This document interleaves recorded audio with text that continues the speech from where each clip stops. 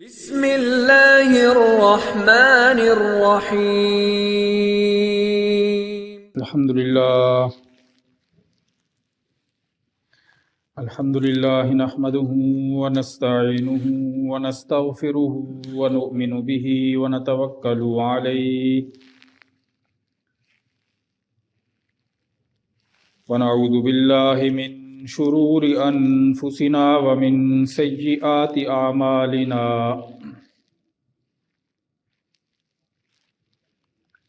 من يهده الله فلا مضل له ومن يضلله فلا هادي له ونشهد أن لا إله إلا الله وحده لا شريك له ونشهد أن سيدنا وسندنا ومولانا محمدا عبده ورسوله أما بعد فقد قال الله تبارك وتعالى في القرآن المجيد والفرقان الحميد أعوذ بالله من الشيطان الرجيم بسم الله الرحمن الرحيم حافظوا على الصلوات والصلاة الوسطى وقوموا لله قانتين وقال تبارك وتعالى وما أمروا إلا ليعبدوا الله مخلصين له الدين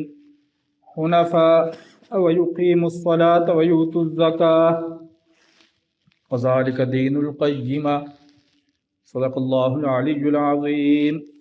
وبلغنا رسوله النبي الكريم ونحن على ذلك لمن الشاهدين والشاكرين والحمد لله رب العالمين اللهم صل على محمد وعلى آل محمد كما صليت على إبراهيم وعلى آل إبراهيم إنك حميد مجيد اللهم بارك على محمد وعلى آل محمد كما باركت على إبراهيم وعلى آل إبراهيم إنك حميد مجيد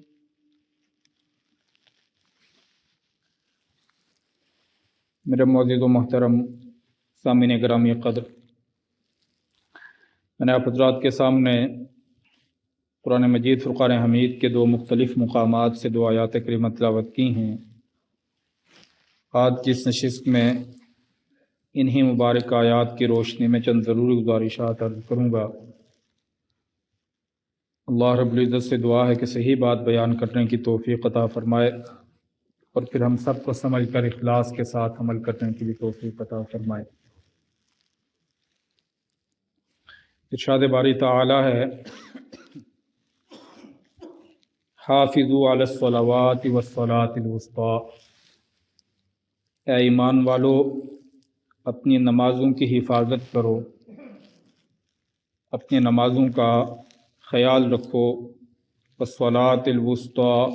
اور خاص طور پر جو درمیان والی نماز ہے اس کا خاص خیال رکھو۔ وقوموا للہ قانتین، اور نمازوں کے ذریعے اللہ کی بارگاہ میں انتہائی عاجزی اور توجہ کے ساتھ اپنی حاضری پیش کیا کرو۔ عاجزی اور توجہ اور پورے خشوع اور خضوع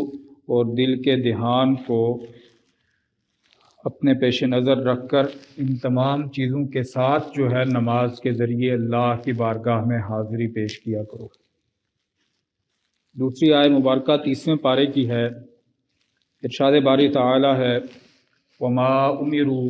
الا لیعبدوا اللہ مخلصین لہ الدین، اہل کتاب کو یہ حکم دیا گیا تھا ان یعبدوا اللہ مخلصین لہ الدین، کہ وہ اللہ کی عبادت نیت کو خالص کر کے کیا کریں، حنفاء، تمام چیزوں سے یکسو ہو کر اور لا تعلق ہو کر اللہ کی عبادت کیا کریں۔ وَيُقِيمُ الصَّلَاةَ، اور یہ بھی اللہ نے حکم دیا تھا کہ نماز کو قائم کریں، ویؤتوا الزکوٰۃ اور زکوٰۃ کو ادا کریں، وذالک دین القیمہ اور ان چیزوں پر مشتمل جو دین ہے وہی دین سیدھا دین ہے، جس دین میں ان چیزوں کی تعلیم اور تلقین کی گئی وہی دین جو ہے وہ صحیح، سیدھا اور صراط مستقیم پر مبنی دین ہے۔ یہ دو قرآن مجید فرقان حمید کے مختلف مقامات کی آیات کریمہ ہیں جن کا لفظی ترجمہ آپ حضرات نے سماعت فرمایا۔ نماز کے احکام اور نماز کی شرائط میں سے ایک شرط جو نماز میں رکھی گئی ہے وہ یہ کہ نیت کے ساتھ نماز ادا کرنا۔ نیت نماز کی شرائط میں سے ایک بنیادی شرط ہے، جیسے طہارت اور پاکیزگی کے ساتھ نماز ادا کرنا یہ نماز کی شرائط میں سے ہے کہ انسان کا جسم جو ہے وہ پاک ہو، انسان کا لباس جو ہے وہ پاک ہو، جس جگہ پر نماز ادا کر رہا ہے وہ جگہ پاک ہو۔ طہارت نماز کی ادائیگی کی شرائط میں سے ایک شرط ہے۔ ایسے ہی پھر انسان کا وجود کا وہ حصہ جس کو سطر کہتے ہیں، اس سطر کا ڈھانپا ہوا ہونا یہ بھی نماز کی شرائط میں سے ایک شرط ہے۔ نماز ادا کرتے وقت قبلہ کی طرف منہ کرنا یہ بھی نماز کی شرائط میں سے ایک شرط ہے۔ نماز جو ادا کر رہا ہے اس نماز کے وقت کا داخل ہونا یہ بھی نماز کی شرائط میں سے ایک شرط ہے۔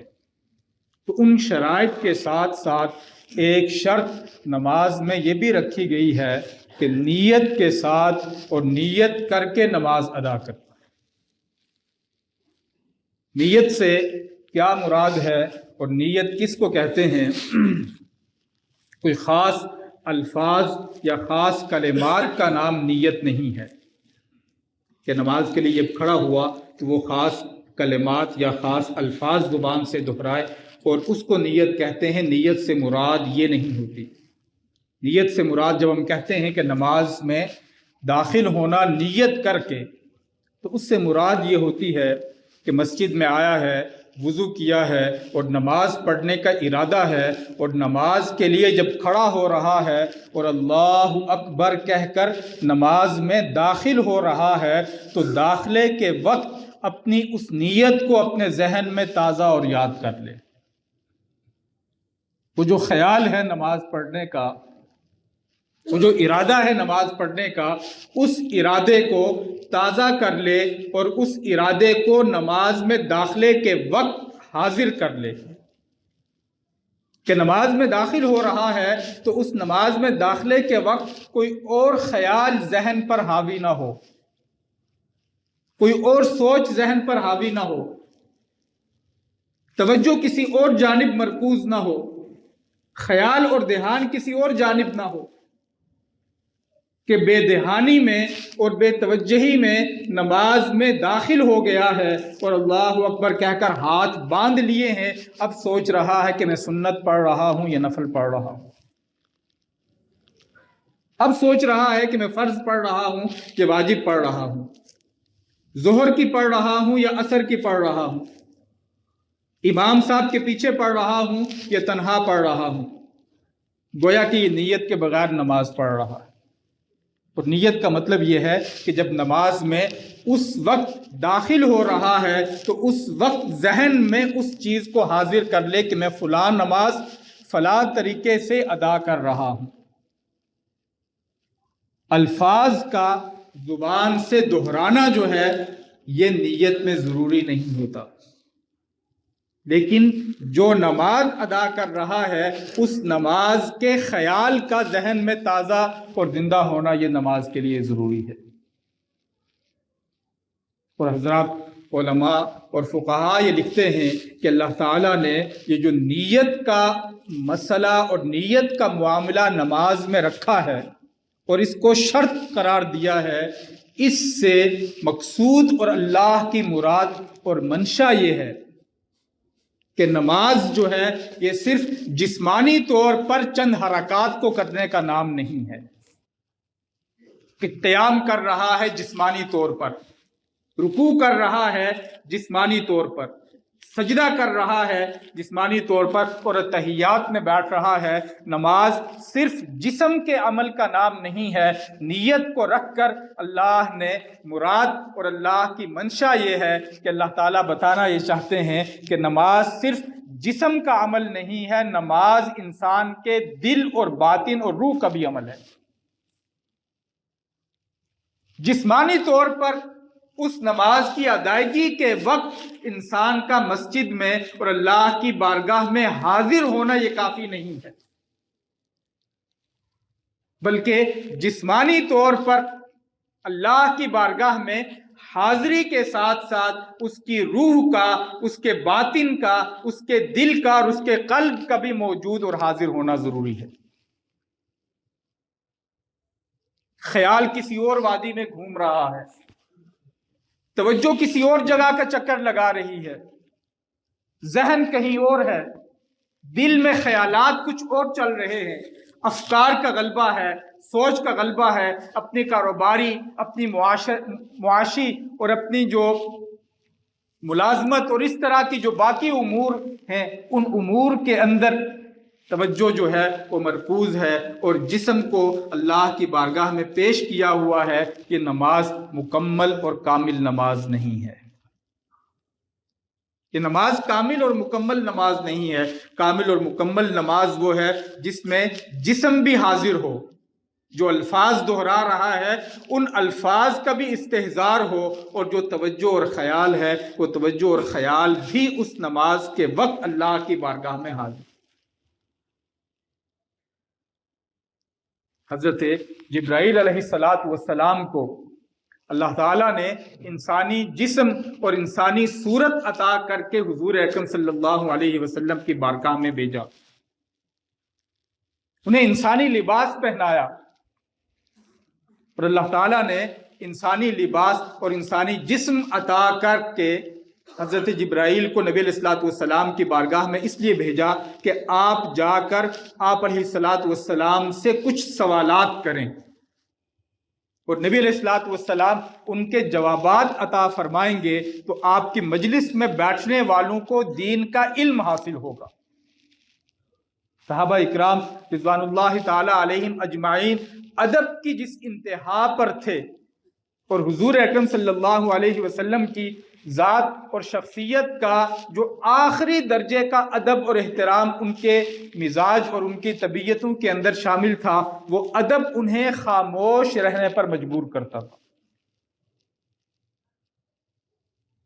سوالات نبی علیہ السلام سے کم پوچھتے تھے۔ آپ علیہ السلام سے صحابہ اکرام مکالمہ کب کرتے تھے؟ انہیں مخاطب بنا کر کوئی بات کم پوچھتے تھے۔ اس کا یہ نہیں تھا کہ آپ علیہ السلام کی جانب سے کوئی ممانعت تھی، خدشہ انہیں یہ رہتا تھا کہ ممکن ہے ہم زبان دہرائیں، ہلائیں، حرکت دیں اس کو، اور حضور اکرم صلی اللہ علیہ وسلم کا جو شان، مقام، عزت اور مرتبہ ہے اس کے شایان شان یا اس کے خلاف شان کوئی بات ہماری زبان سے ادا نہ ہو جائے اور نبی علیہ السلام کی طبیعت پر ناگوار گزرے اور ہمارے اعمال ضائع ہو جائے۔ سورہ حجرات میں اللہ تعالیٰ نے آپ علیہ السلام کی مجلس میں آنے والوں کو مجلس میں حاضری کے آداب سکھائے۔ فرمایا یا ایھا الذین آمنوا لا ترفعوا اصواتکم فوق صوت النبی۔ جب حضور اکرم صلی اللہ علیہ وسلم کی مجلس میں موجود ہو تو خیال رکھا کرو کہ تمہاری آواز نبی علیہ السلام کی آواز مبارک سے بلند نہ ہو، اونچی نہ ہو۔ وَلَا تَجْهَرُوا لَهُ بِالْقَوْلِ كَجَهْرِ بَعْضِكُمْ لِبَعْضٍ،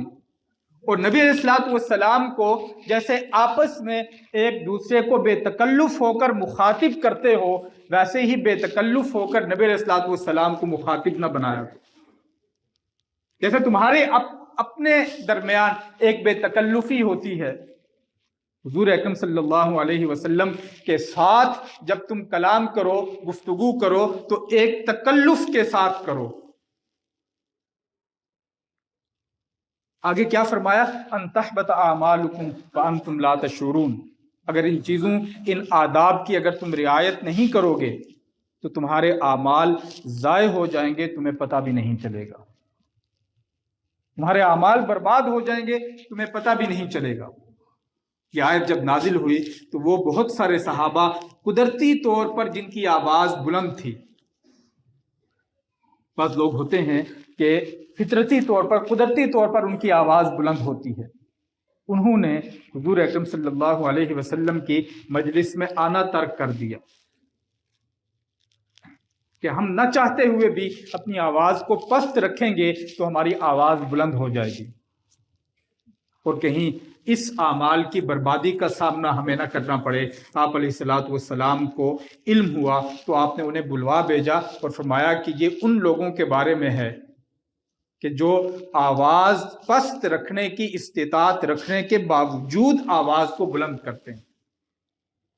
جن کی نیت میں فطور ہوتا ہے، اور اس نیت سے جو اپنی آواز کو بلند کرتے ہیں، یہ آیت اللہ نے ان کے بارے میں نازل فرمائی۔ تو ایک انتہائی درجے کا ادب، آپ علیہ الصلوۃ والسلام کو کم سوالات پوچھتے تھے۔ خود صحابہ فرماتے ہیں کہ ہماری یہ خواہش ہوتی تھی کہ دیہات سے کوئی بدو شخص آئے اور وہ آ کر نبی علیہ الصلوۃ والسلام سے سوالات پوچھے، آپ اس کے جوابات عنایت فرمائے اور ہمیں بھی علم حاصل ہو۔ تو حضرت جبرائیل علیہ الصلوۃ والسلام کو اللہ تعالیٰ نے انسانی صورت عطا کر کے آپ علیہ الصلوۃ والسلام کی بارگاہ میں بھیجا۔ حضرت جبرائیل علیہ الصلوۃ والسلام تشریف لائے اور آپ علیہ الصلوۃ والسلام سے کچھ سوالات کیے۔ پوچھا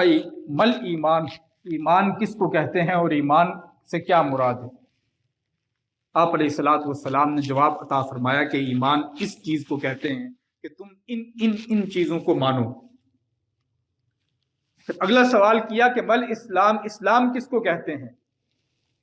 حضور اکرم صلی اللہ علیہ وسلم نے جواب عطا فرمایا کہ اسلام اس چیز کو کہتے ہیں کہ تم زبان سے شہادتین کا اقرار کرو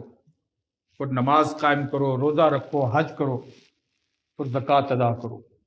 پھر اگلا سوال کیا مل احسان، کہ اللہ کے رسول مجھے بتائیے کہ احسان کس کو کہتے ہیں، احسان سے مراد کیا ہے؟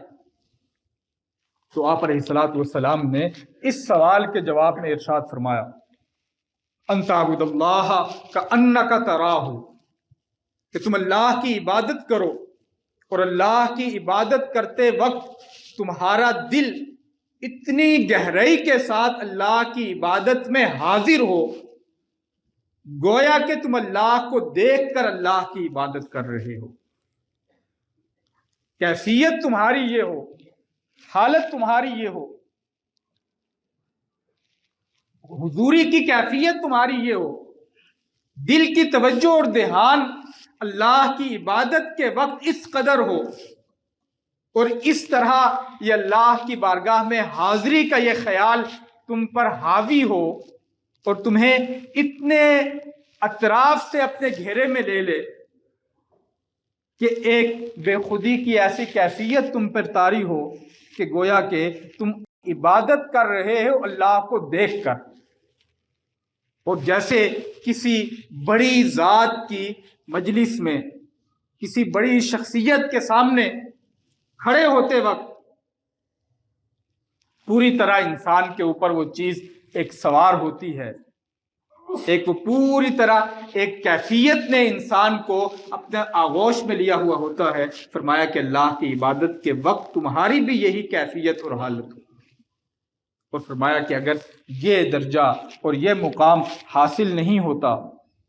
تو پھر کم از کم یہ کیفیت تمہیں حاصل ہو اللہ کی عبادت کے وقت کہ اللہ تمہیں دیکھ رہے ہیں۔ پہلا درجہ یہ ہے کہ گویا کہ تم اللہ کو دیکھ رہے ہو، توجہ اتنی ہو، دھیان اتنا ہو، اللہ کی بارگاہ میں حاضری دل کے ذریعے اتنی ہو کہ گویا کہ تم اللہ کو دیکھ رہے ہو۔ اور اگر یہ درجہ اور یہ کیفیت حاصل نہیں ہوتی تو پھر یہ درجہ کم از کم ضرور حاصل ہو کہ اللہ تمہیں دیکھ رہے ہیں۔ فرمایا کہ جس کو یہ مقام حاصل ہو وہ احسان کے درجے پر فائز ہے، وہ احسان کے مقام اور مرتبے پر فائز ہے۔ تو اللہ تعالیٰ نے نماز میں نیت کے عمل اور حکم کو رکھا کہ نیت کے بغیر تم نماز ادا نہ کرو، نیت کے ساتھ تم نماز ادا کرو. اور نیت کو اللہ نے نماز میں اسی لیے رکھا ہے کہ تمہارا جسم بھی نماز کی ادائیگی کے وقت اللہ کی بارگاہ میں حاضر ہو اور تمہارا دل بھی نماز کی ادائیگی کے وقت اللہ کی بارگاہ میں حاضر ہو. تم جسم اور جان کے ساتھ، وجود اور روح کے ساتھ اللہ کی بارگاہ میں اپنے آپ کو پیش کرو. یہ تو نیت کا معاملہ جو نماز کے ساتھ ہے اس کو رکھا. ویسے بھی حضور اکرم صلی اللہ علیہ وسلم نے اپنے ارشادات میں، اپنی تعلیمات میں، اللہ تعالیٰ نے قرآن مجید میں جا بجا اس نیت کے معاملے کو بیان فرمایا. اچھی نیت، خوبصورت نیت، فرمایا کہ صرف حسن عمل کافی نہیں ہے، خوبصورت عمل کافی نہیں ہے، بلکہ اس خوبصورت عمل کے ساتھ ساتھ خوبصورت نیت کا موجود ہونا بھی ضروری ہے. اچھا عمل انسان اچھی نیت کے ساتھ کرے. نیت زندگی کے باقی معاملات کے اندر بھی حضور اکرم صلی اللہ علیہ وسلم نے ارشاد فرمایا کہ کچھ لوگ ایسے ہوتے ہیں کہ جنہوں نے